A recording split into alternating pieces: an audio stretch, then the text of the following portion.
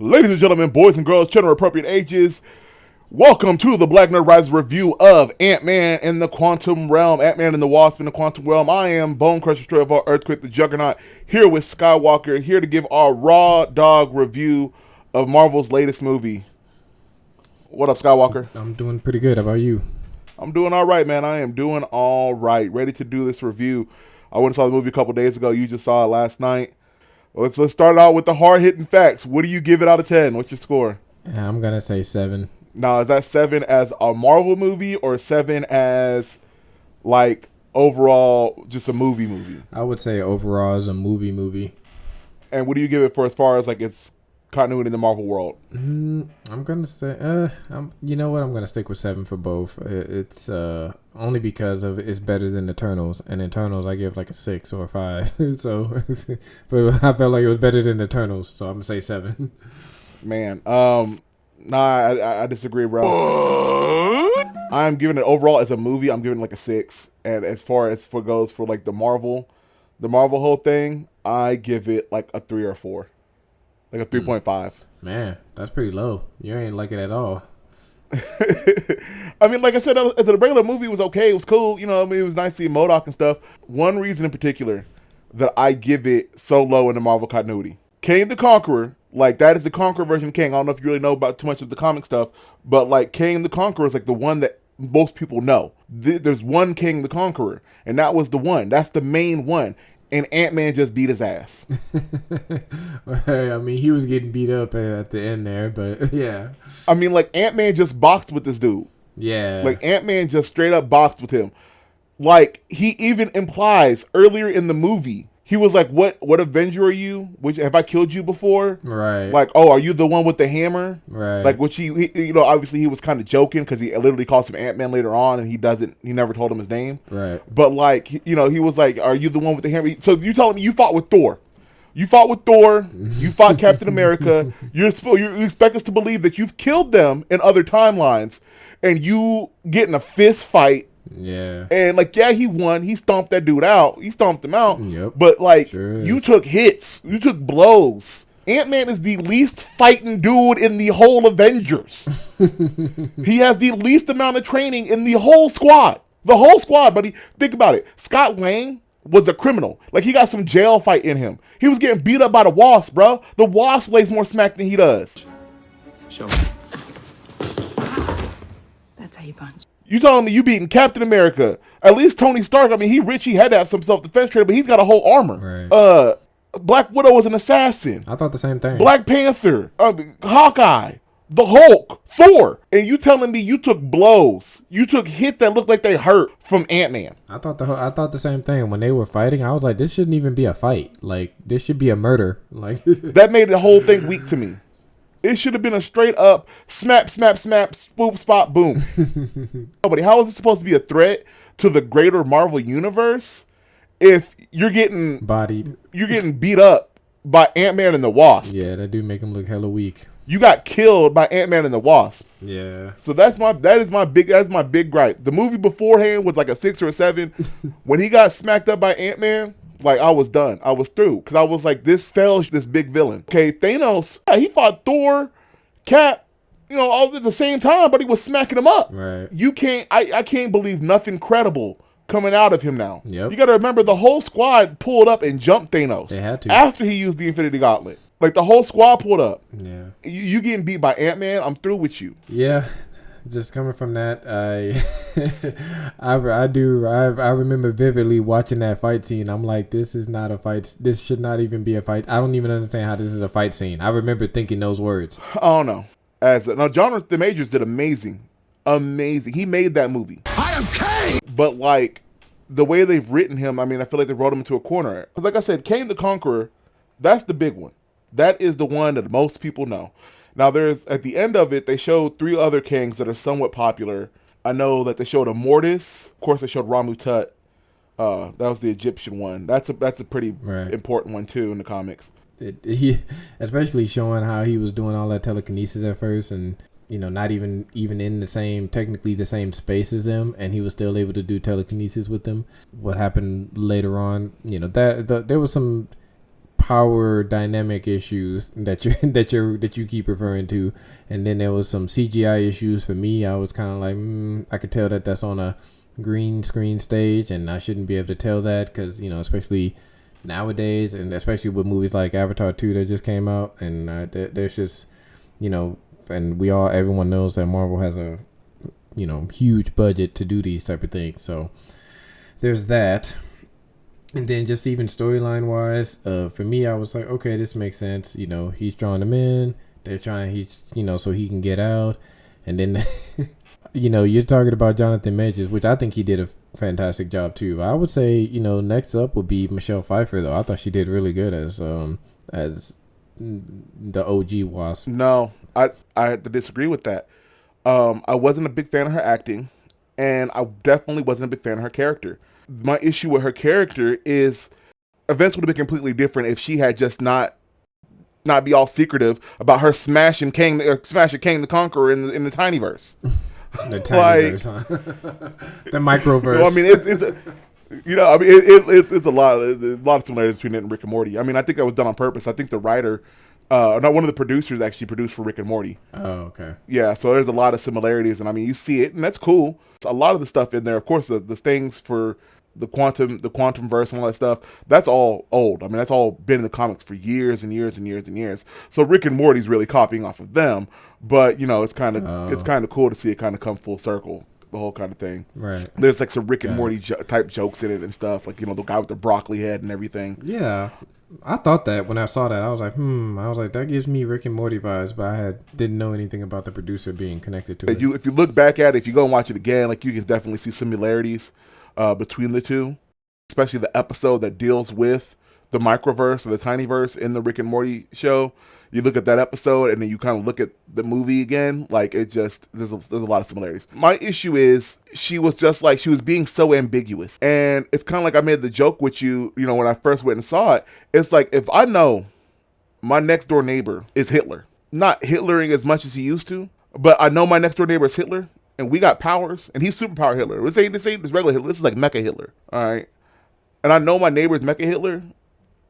As me having powers, and you having powers, and Nitrogen having powers, and the whole BNR, let's say, having powers, it's dumb of me not to tell you. Right. Like, my neighbor is Mecha Hitler. Like, my neighbor's a supervillain. I mean, I don't think that they foresaw doing all of that in Ant-Man and the Wasp, because that's the same reason. To me, it's the same reason why, when the first Black Panther came out, and they're like, oh, well, it's time for us to reveal ourselves to the world. Or like when at the end of Infinity War, when Nick Fury sends off that message to Captain Marvel because he knew it was a true emergency at that point. It's like these things don't really happen. They're not planned out far enough ahead of time. So that's why she was so ambiguous whenever she did come back in Ant-Man vs. the Wasp. All she said was, "Oh well, I learned some things down there," when she was healing Phaser, the ghost one. But so I'm just simply saying that she kept it all from them and stuff. Are you just saying that the story was written poorly? They should have went about it a better way. Well, no, I'm not even. See, here's the thing. I'm not even saying like them going back and they didn't know what they were doing. I'm saying like literally in the movie, like the whole like when they get sucked down there, like when they first start about to get sucked down there, she's like, shut it off. She doesn't give a reason. She's just like, shut it off. Okay, and then they get down there and she's talking like he's fucking Voldemort. Like, he who shall not be named. Like, is what she's doing. Like, she's not. Like, why are you keeping this secret? Like, why are they having to press so hard for them to tell you? What are you so afraid of? And I understand you're doing it for dramatic effect in the movie. It's whatever, but it's just at the same time, it doesn't make no damn sense.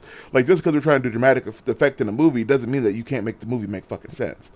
And it's just with them. I mean, not even of course, them not planning, not knowing exactly what they're going to do and blah, blah, blah. And these things get planned later.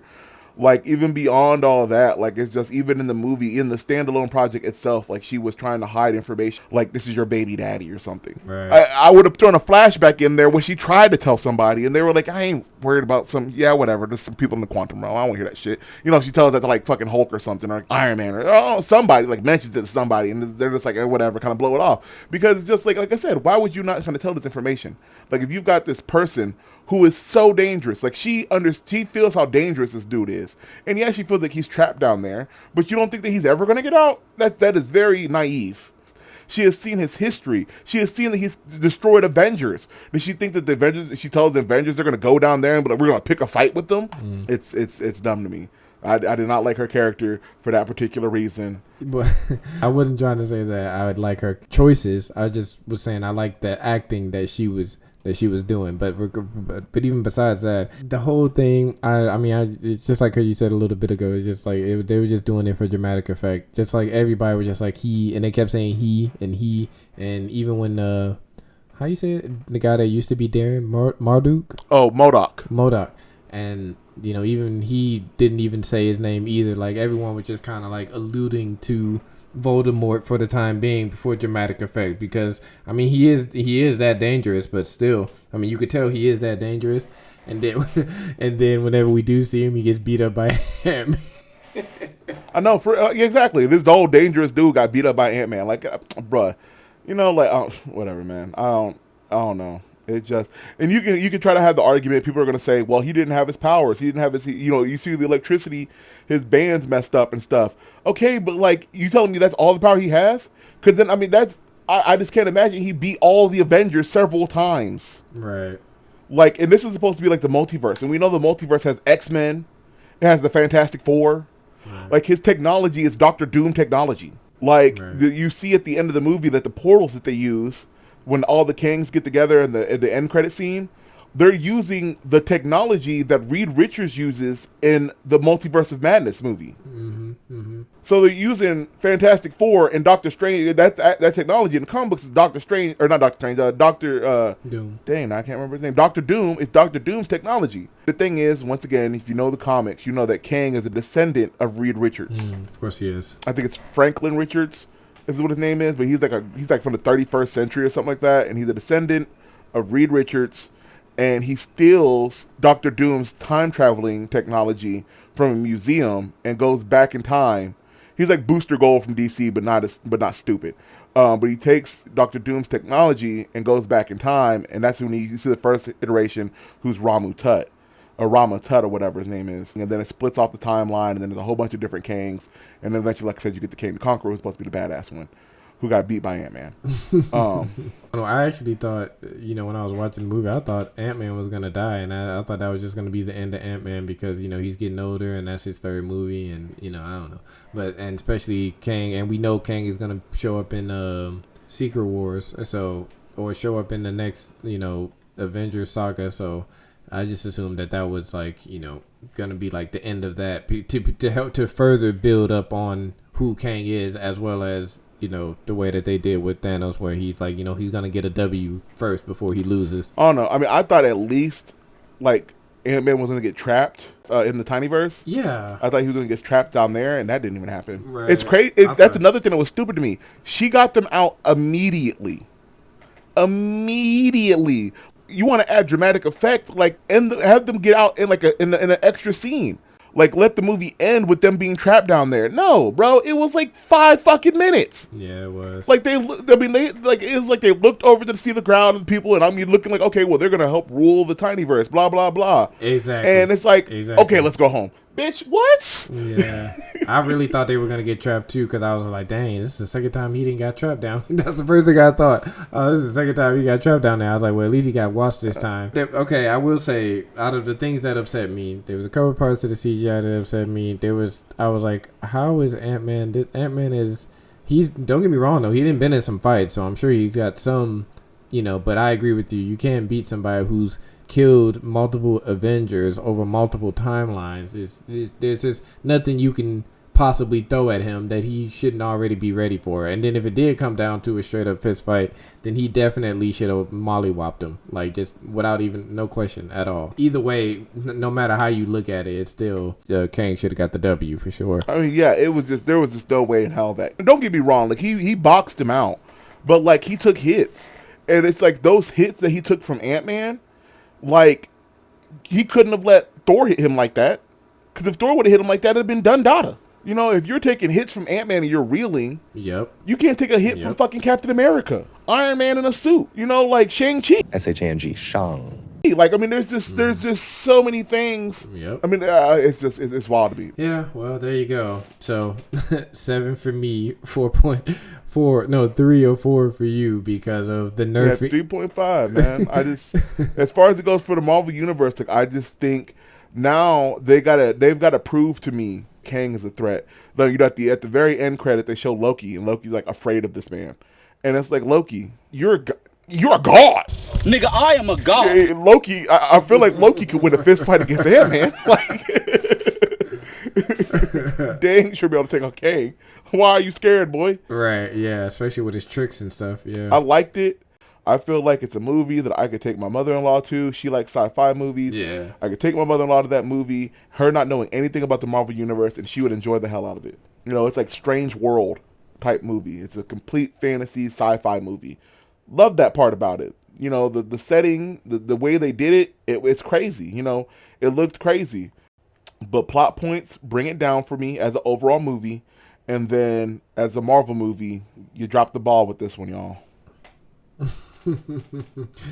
Yeah, they nerf, from what I understand, from what I've been told at least, they nerf a lot of people in the Marvel, in the MCU. I've been told that several times now, that they've nerfed a whole lot of people. So yeah, they nerf people all the time. This further proves that they nerf villains too. So. But I mean, I don't know, man. I mean, that's a whole other conversation. Because first of all, the power scales go up and down, up and down. You got to understand, Spider-Man can lift 20 tons. Like, who's weaker than Ant-Man? He caught Falcon off guard. He beat Falcon. But realistically, who was Ant-Man beating in a fight? I was thinking about it. I'll wait. Technically, you shouldn't be able to beat anyone in a fight. I'll let you think on that, and you could give me you could come up with a list for the next time we do a review. Because I'm telling you right now, good luck. Nah, yeah, I was gonna say. I was like, well, Hawkeye don't have any powers, but I was like, but Hawkeye's a G. Hawkeye got super aim. He do.